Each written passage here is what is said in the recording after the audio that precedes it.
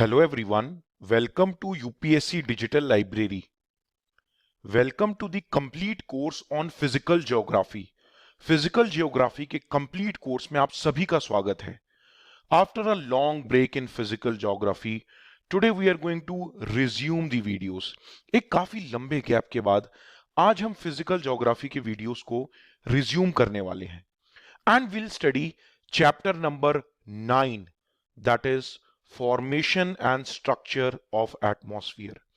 आज के इस 9वें चैप्टर में हम लोग ये समझेंगे कि एटमॉस्फेयर बना कैसे था. वैसे तो ये बात हम लोग 3rd चैप्टर में भी कर चुके हैं. So in this chapter will look at how the atmosphere was formed, even though we had already discussed this in chapter number 3 as well. But this is very important because this is directly linked to the structure of atmosphere. ये पढ़ना दोबारा एक बार इसलिए जरूरी है क्योंकि कहीं ना कहीं ये एटमॉस्फेयर के स्ट्रक्चर के टॉपिक के साथ जुड़ा हुआ है. So let's begin this video. This is about me. I'm Abhijit Singh Arora. All right. So first let's have a look at the evolution of atmosphere. हम atmosphere के evolution को एक बार देखते हैं. So when the earth was being formed, जब ये हमारी पृथ्वी बन रही थी, it was very very hot. वो बहुत गर्म थी. That is why the gases used to be released from the interior of the earth. कई gases हमारी धरती के अंदर से बाहर निकल रही थी क्योंकि धरती धीरे धीरे ठंडी हो रही थी.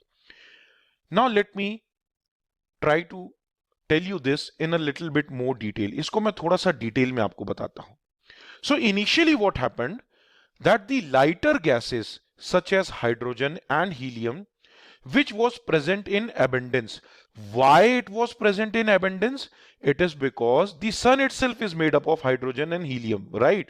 So the planets which were formed, it had hydrogen and helium in abundance. But that time there was no atmosphere, so maximum of hydrogen and helium escaped out into the universe. उस समय ये जो हल्की gases थी जैसे hydrogen helium, ये gases पर्याप्त मात्रा में मौजूद थी. लेकिन क्योंकि उस समय एटमॉस्फेयर नहीं था, इसलिए जब ये हमारी पृथ्वी सूरज के चारों ओर घूम रही थी, उस समय काफी हद तक ये लाइट गैसेस एस्केप आउट हो जाती हैं. Later on, when the earth started cooling down, during this process of degassing and this extensive volcanism, many gases came out onto the surface. And these gases were nitrogen, sulfur, argon, carbon dioxide and water vapor. Remember, I have not mentioned about oxygen right now. मैंने oxygen के बारे में mention नहीं किया है. जब धरती ठंडी हो रही थी, डीगैसिंग प्रोसेस हो रही थी, वोल्केनिज्म्स हो रहे थे, उस समय water vapour, carbon dioxide, argon, sulphur, nitrogen, ये गैसेस बाहर आकर एटमॉस्फेयर में रिलीज होने लगी. And that time what happened when this water vapour started cooling down, we had rains for many hundreds of year. कई वर्षों तक लगातार बारिश भी होती रही. And because of this rain, most of the carbon dioxide it went inside the oceans. ज्यादातर carbon dioxide oceans के अंदर में चली गई. And that is why right now, if you guys know, anyways will look at it, the carbon dioxide right now in air is just 0.03%. अभी के समय में यह है कार्बन डाइऑक्साइड जो हवा में मौजूद है. And if I talk about oxygen, oxygen did not come out from degassing, but this was basically produced from bacteria. तो जो शुरुआत में जो बैक्टीरिया बन गए थे हमारी धरती पर, जो पनपना शुरू होते हैं, उनके एनारोबिक रेस्पिरेशन की प्रोसेस में ऑक्सीजन फॉर्म हुई थी. Alright, during the early evolution of life from bacteria, like if I specifically talk about, let's say, cyanobacteria, due to the anaerobic respiration, this oxygen was formed.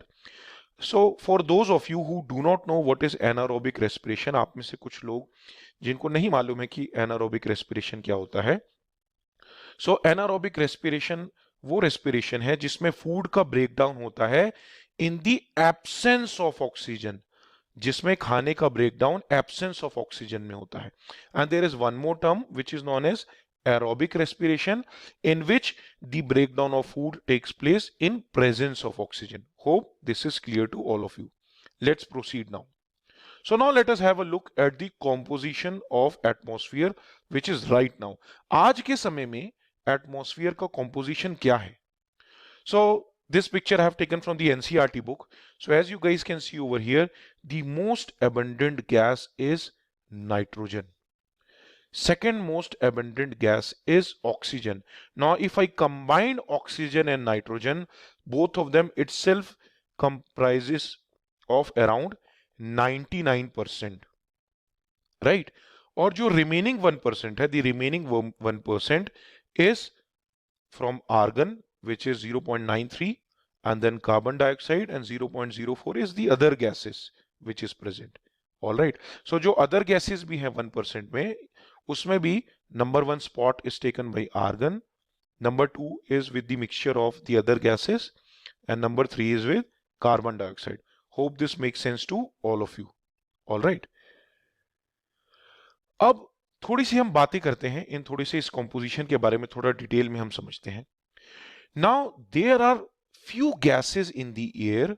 हवा में कुछ gases हैं which are permanent gases because their composition never changes. उनका composition कभी नहीं बदलता है, such as nitrogen, oxygen, hydrogen, which is present here in other gases, and argon. That is why these gases are known as permanent gases, क्योंकि इनका composition fix रहता है. But there are some gases such as water vapor, which is present in this all other. Water vapour कहीं ना कहीं इसमें मौजूद है. Carbon dioxide and ozone which is again present in this all other. तो ये ऑल अदर में से हमें वाटर वेपर देखना है, ओजोन देखनी है which is O3, all right, and carbon dioxide CO2 which is present over here. These are known as variable gases. क्यों? क्योंकि अलग अलग जगह पर इनका कॉम्पोजिशन वेरी करता रहता है, because at different places their composition keeps on varying. And these variable gases are also known as greenhouse gases. All right.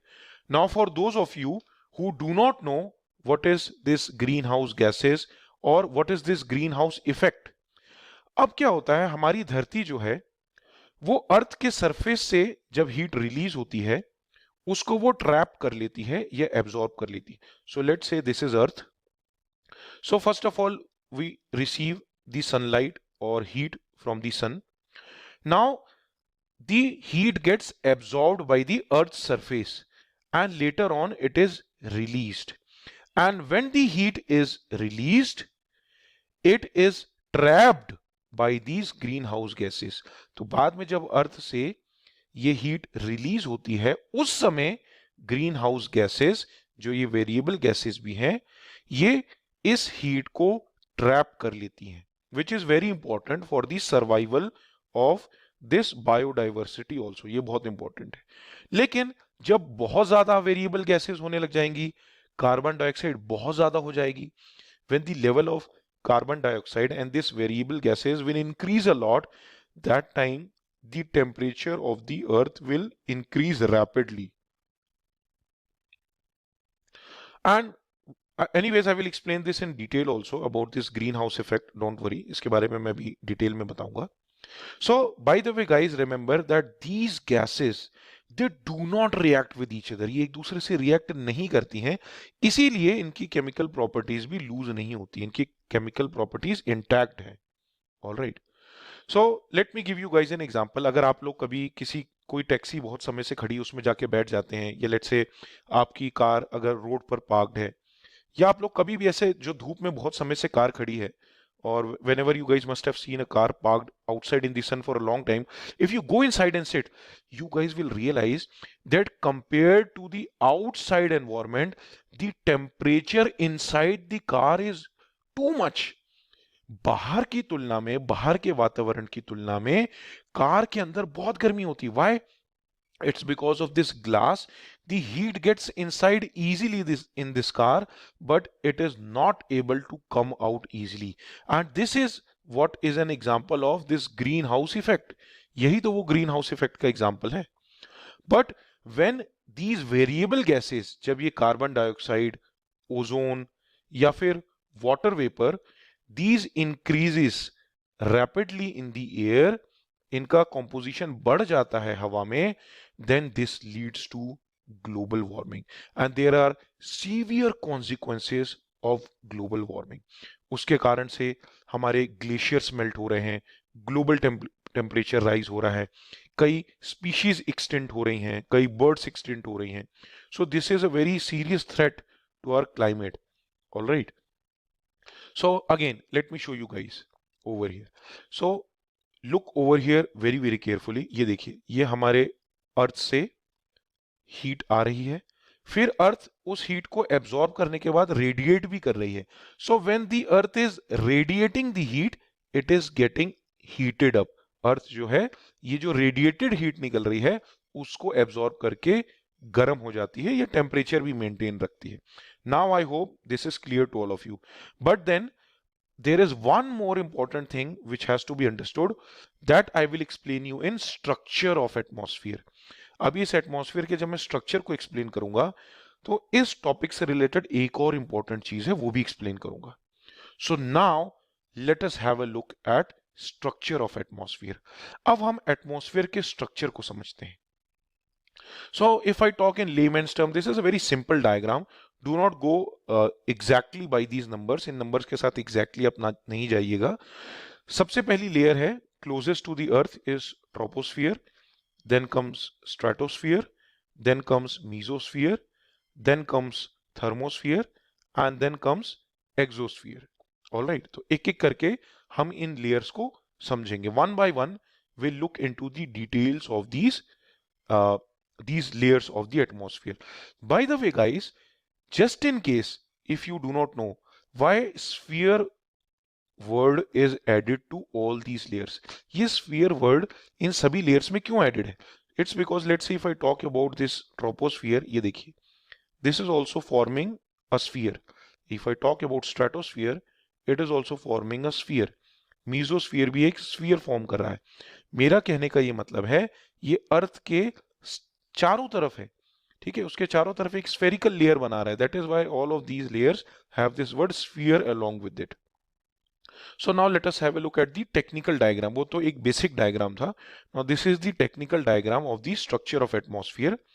Now let me explain you over here some technical things. ये जो आपको नीचे x axis दिखाई दे रही है, the x axis what you see over here, this shows the temperature. So this line represents that as the height is increasing, the temperature is increasing. All right. Then we have tropopause, which is also the imaginary line which divides this troposphere from stratosphere. Then we have stratopause, जो stratosphere और mesosphere के बीच में है. Then we have mesopause, जो mesosphere और thermosphere के बीच में है. Now, if you look over here, मैं एक एक करके इन सबको समझाऊंगा अभी. I will explain this one by one. In troposphere, the temperature is increasing with height. In stratosphere, the temperature is increasing with height. यहां पर reduce हो रहा है height के साथ, यहां पर increase हो रहा है. And again here it is reducing with height, and again here it is increasing with height. ये देखिए ना, this is 0 in temperature. All right. So this side it is increasing, this side it is reducing. So what is the reason why we have these different kind of phenomena in different layers? इस layer में temperature decrease हो रहा है, इसमें increase हो रहा है, इसमें डिक्रीज हो रहा है, इसमें इंक्रीज हो रहा है. So let us try to find out the answer for these questions. इन सवालों के जवाब हम लोग समझते हैं. So first let us have a discussion on troposphere. पहले हम लोग ट्रोपोस्फियर की बात करते हैं. But one more thing, this height of troposphere is not the same at equator and at poles. इसकी हाइट बराबर नहीं होती है. The reality is that the height of this troposphere or this tropopause, it is much more at the equator compared to the poles. पोल में इसकी height कम होती है, equator में इसकी हाइट ज्यादा होती है. Why? It is because the temperature is much more near the equatorial regions. Temperature equator के पास ज्यादा होता है, पोल के पास कम होता है. Here we have high pressure zone, here we have low pressure zone. ये सब मैं आपको बाद के आने वाले चैप्टर्स में डिटेल में एक्सप्लेन करूंगा, so need not to worry. अभी के लिए आप इतना समझ लीजिए, यहां ज्यादा टेम्परेचर होता है तो लो प्रेशर बन जाता है, क्योंकि एयर राइजेस अप. आप लोगों ने ये पढ़ा होगा, hot air rises up.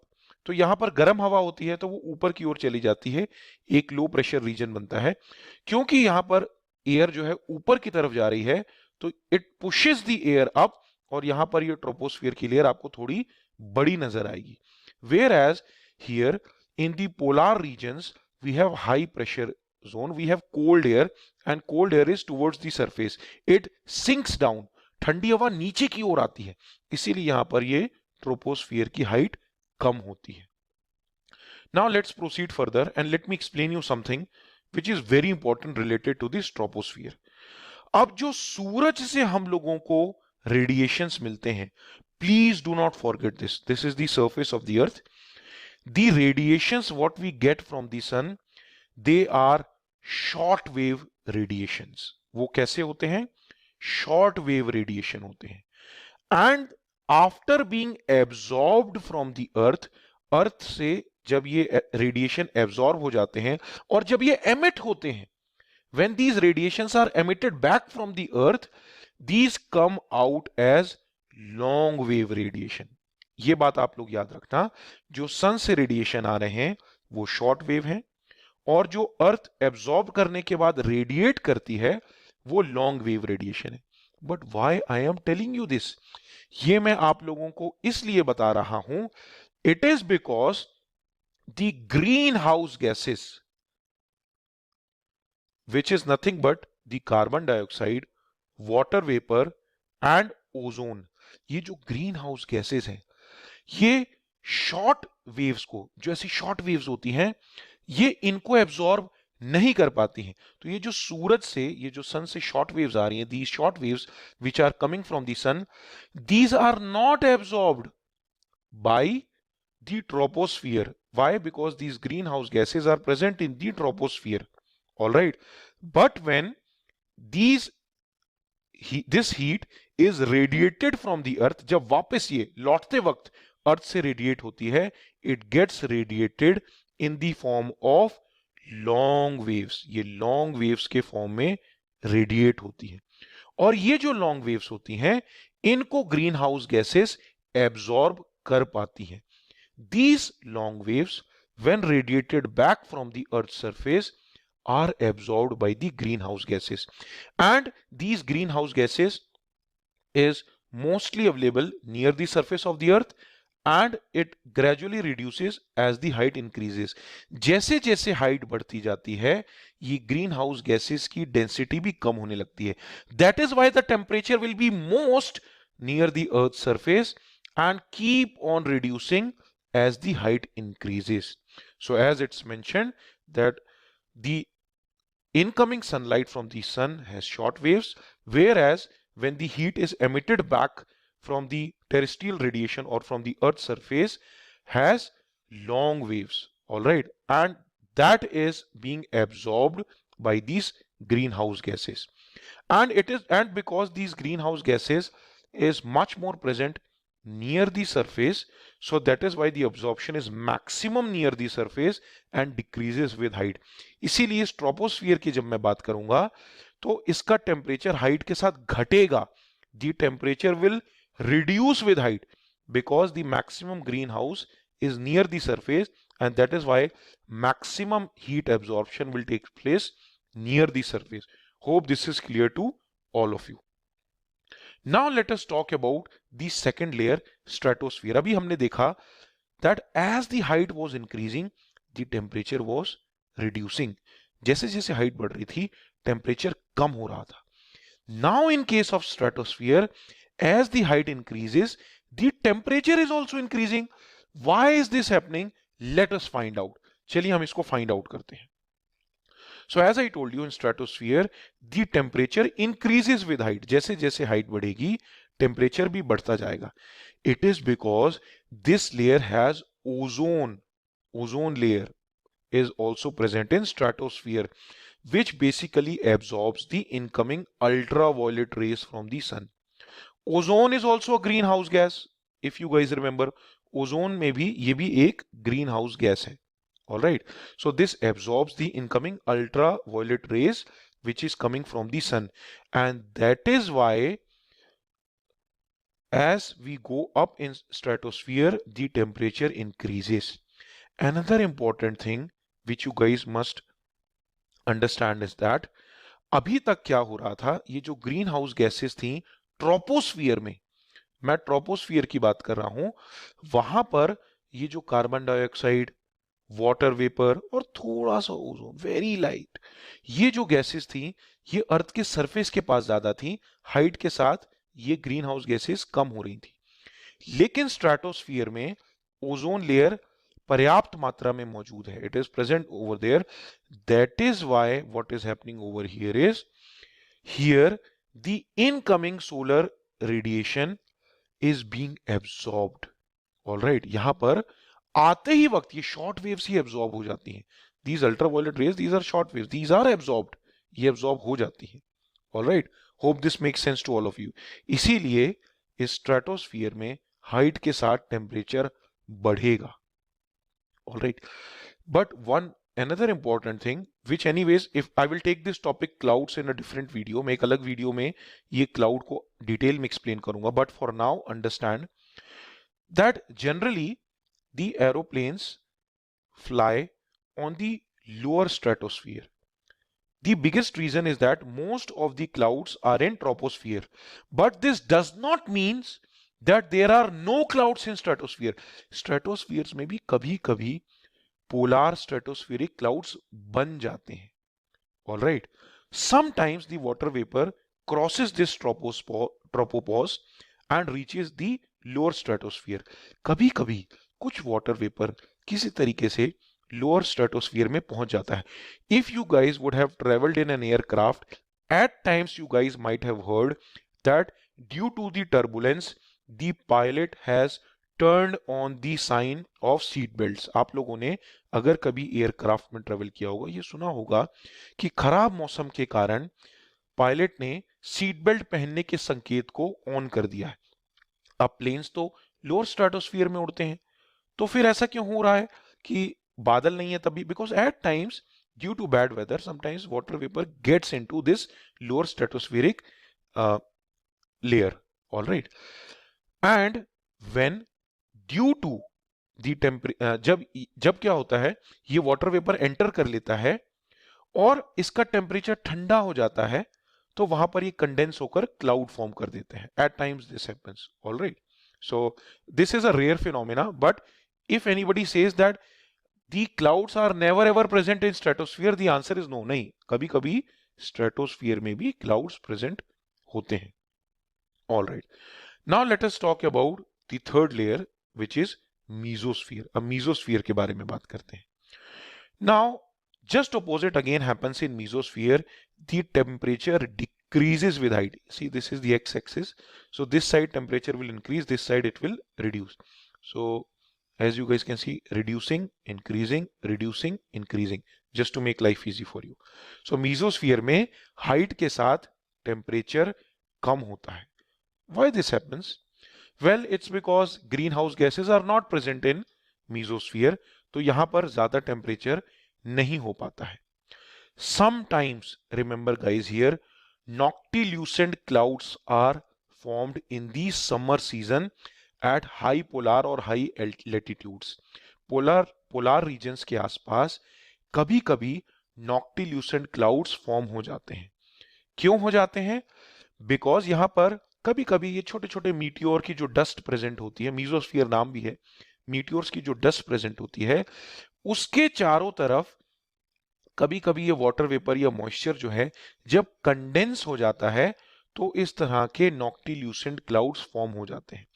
Eight times when the moisture condenses around this meteoric dust, that time what happens is such noctilucent clouds are formed. Hope this makes sense to all of you. अब हम बात करते हैं thermosphere की. Now let's talk about thermosphere. Now in thermosphere the temperature increases with height. Temperature बढ़ता है height के साथ साथ. It's because over here the gases are in ionic state and that is why they absorb a lot of heat and this layer becomes superheated. यहां का temperature बहुत high हो जाता है. Now over here one important thing what you have to understand in thermosphere, एक important चीज जो आप लोगों को थर्मोस्फीयर में समझनी है वो ये कि यहां पर एक लेयर होती है आयनोस्फीयर, क्योंकि यहां पर गैस आयनिक स्टेट में होती है.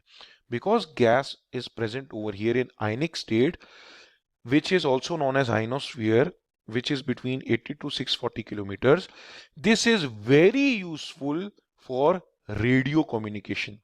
आप लोगों में से अगर कुछ लोगों ने engineering की होगी, some of you guys, those who have done engineering, one question was very famous during that time, that why amplitude modulation, I'm so sorry, वहां पर एक क्वेश्चन आया करता था कि ये जो एएम स्टेशंस होते हैं वो एफएम स्टेशंस में जो एएम स्टेशंस होते हैं ये लॉन्ग रेंज क्यों कवर करते हैं. Alright, so the reason is that इनकी लॉन्ग फ्रीक्वेंसीज होती थी, जैसे एफएम स्टेशन की छोटी कम फ्रीक्वेंसी होती है. That is why this is not able to travel long distance. लेकिन जो एएम स्टेशंस होते हैं ये लॉन्ग डिस्टेंस तक जाते हैं, यहां तक आते हैं, फिर आयनोस्फीयर से रिफ्लेक्ट बैक हो जाते हैं. Alright, so this is the reason. थोड़ा डिटेल में मैंने जाने की I also still do not exactly remember, लेकिन हम लोग भी ये पढ़ते थे अपने time. It's been long time, 10 साल हो चुके हैं, 11 साल ही most probably. Anyways, so it's because of ionosphere which is present in this thermosphere. It helps in radio communication. अब ये जो आयंस फॉर्म होते हैं ना, बेसिकली ये क्यों फॉर्म हो जाते हैं? Because of high energy sun rays and cosmic rays which breaks the air molecule into positively charged ions. ये एयर मॉलिक्यूल को पॉजिटिवली चार्ज आयंस में ब्रेक कर देते हैं. Now you guys tell me, these sun rays or these cosmic rays, this will be prominent during the daytime. ये तो दिन time में sun rays हमको मिलती है. That is why this ionospheric layer which is helping in radio communication is active in daytime and weak in night time. तो ये जो रेडियो कम्युनिकेशन में हेल्प होती है ये डे टाइम में एक्टिव होती है और नाइट टाइम में वीक होती है, क्योंकि सनरेज ही हमको उतनी नहीं मिल पाती है. And that is why the breakdown of air molecules is not happening in the night time. I hope this is clear to all of you. Now let me talk about exosphere. ये thermosphere के बाहर भी जो जगह है उसे exosphere कहते हैं, which is present beyond 640 kilometer. But one thing which you guys must understand over here is that the temperature over here is extremely high, but you cannot feel that. आप इतने high temperature को बाहर exosphere में feel नहीं कर सकते. क्यों नहीं कर सकते हैं? क्योंकि वहां पर एटमॉस्फेयर ही नहीं है, तो आपको फील नहीं होगा, but still you guys will get burned. Alright, एक और इंपॉर्टेंट कॉन्सेप्ट अरोरा जो मैं आप लोगों को एक्सप्लेन करना चाहता हूं, because I am talking about exosphere over here. ये कुछ पोलर रीजन्स के पास कुछ ऐसे आसमान में कलरफुल लाइट्स दिखाई देती हैं. This is known as aurora. So I want to explain this to you. Alright, So this aurora phenomena, when this happens in the near the north pole, जब ये नॉर्थ पोल के पास होता है, इसको हम कहते हैं अरोरा बोरियोलिस. और जब ये साउथ पोल के पास होता है इसको हम कहते हैं अरोरा ऑस्ट्रालिस. याद रखने का बेहतरीन तरीका, ऑस्ट्रेलिया सदर्न हेमिस्फीयर में है, सदर्न हेमिस्फीयर वाला ऑस्ट्रालिस, बोरियालिस नदर्न हेमिस्फीयर वाला. Alright, okay, so this is something how this looks like in the southern hemisphere. This is in the northern hemisphere. All right, near the poles. All right, ये poles के पास होता है. इसका कारण भी अभी मैं आप लोगों को समझाऊंगा. Why this happens near the pole? Why ये क्यों होता है poles के ही पास, इक्वेटर वगैरह के पास क्यों नहीं होता, वो भी मैं एक्सप्लेन करूंगा. All right, now to understand that you guys must have a look at this diagram. इस डायग्राम को थोड़ा देखिए. अब सोलर विंड्स या सोलर फ्लेयर्स सूरज से हमारी धरती की ओर आते हैं, लेकिन हमारी धरती एक मैग्नेट की तरह भी काम करती है। आप लोगों को बार मैग्नेट के बारे में तो पता ही होगा। This is the north pole, this is the south pole. हमारी धरती भी एक मैग्नेट की तरह काम करती है, which has north pole, which has south pole. So obviously if I talk about the magnet, it will have a magnetic field around it. उसके चारों तरफ एक मैग्नेटिक फील्ड होगी। यस, आप लोगों ने छोटी क्लासेस में फिजिक्स पढ़ी होंगी। So you guys tell me where this magnetic effect will be the most. क्या यहां पर मैग्नेटिक इफेक्ट ज्यादा होगा या इनके पोल्स पर ज्यादा होगा? द आंसर इज इनके पोल्स पर, क्योंकि ये सारी मैग्नेटिक लाइंस पास पास आ जाती हैं, इनकी स्ट्रेंथ, मैग्नेटिक फील्ड की स्ट्रेंथ पोल के पास ज्यादा हो जाती है। Because all these magnetic field lines, they come closer near the poles in a bar magnet. That is why the magnetic field strength is more near the poles. That is why when this disturbance happens because of this combination of solar winds and this magnetic field, this aurora effect predominantly takes place near the poles. इसीलिए ये poles के चारों तरफ ज्यादा होता है, क्योंकि यहां पर मैग्नेटिक फील्ड की इंटेंसिटी भी ज्यादा होती है। So these are the glowing lights which takes place in the midnight at high altitudes, poles के पास। It happens at a height of exosphere and magnetosphere, इतनी मतलब बहुत ज्यादा ही हाइट पर ये होता है। This takes place because the solar winds consist of positive ions, and when this interacts with the earth's magnetic field or the magnetosphere, it causes disturbance, इससे disturbance produce होता है। During this interaction, जब ये interaction होता है तो ये positively charged ions energy emit करते हैं light के form में। They emit energy in the form of light. अभी कुछ हम क्वेश्चंस भी सॉल्व करेंगे, so please just wait for few more minutes. Let us solve some questions for UPSC prelims, and let's say if you guys want to revise, then you guys can open your class 7th geography NCERT and read chapter number 4, and after that you guys can open physical geography class 11 and revise chapter number 8. ये दो chapter आप NCERT से read कर सकते हैं, आपके revision में इससे हेल्प हो जाएगी। So now let's solve some questions for UPSC prelims. So this question is over here. Please pause this video, attempt this question and then play this video. पहले आप लोग इस वीडियो को पॉज कर लीजिए, अभी इस क्वेश्चन को अच्छे से रीड कीजिए, उसके बाद इस वीडियो को प्ले करके इसके आंसर को देखिए। All right, let me tell you the answer now. So the answer is 1 and 3. क्यों? Let me explain you this. Atmosphere can be heated upward from the earth surface. अगर मैं earth surface की बात करूं, इसमें से रेडिएशन निकलते हैं और ये अर्थ जो हीट हो रही है इस ट्रोपोस्फियर में, it is because of green house gases, and green house gases is more near the surface and it gets less dense as we move up. जैसे जैसे हम ऊपर जाते हैं वो लेस डेंस होती जाती है।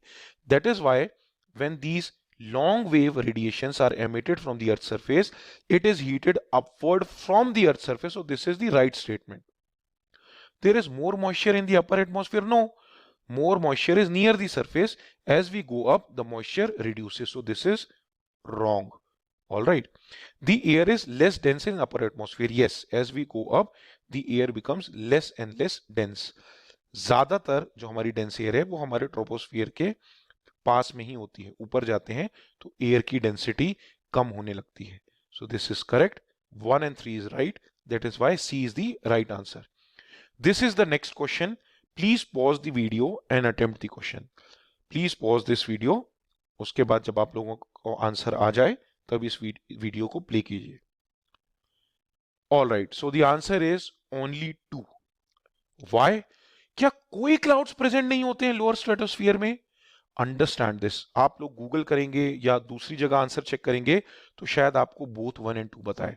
आई have already explained this to you that there are at times cloud present in lower stratosphere because at times water vapour is able to come up to this layer. कभी कभी water vapour इस layer तक आ जाता है। Now this is something which I did not tell you let me explain this to you now. जो lower stratosphere है उसमें वर्टिकल विंड्स, मतलब इस डायरेक्शन में विंड्स या इस डायरेक्शन में, वर्टिकल डायरेक्शन में विंड नहीं होती हैं, इसीलिए प्लेन को उड़ने में इजी होता है। अगर वर्टिकल विंड्स होती तो प्लेन ऊपर नीचे होता रहता, it would have been very difficult for plane to fly. Whereas vertical winds are present in troposphere. All right, so there are no vertical winds in lower stratosphere. Correct. There are no clouds. This is wrong. So only 2 is the correct answer. So this is one more question. Please pause the video and attempt the answer. All right, so the answer is only 2. Water vapour जैसे जैसे हाइट बढ़ेगी increase होगा? No, water vapour will decrease with increase in altitude, so this is wrong.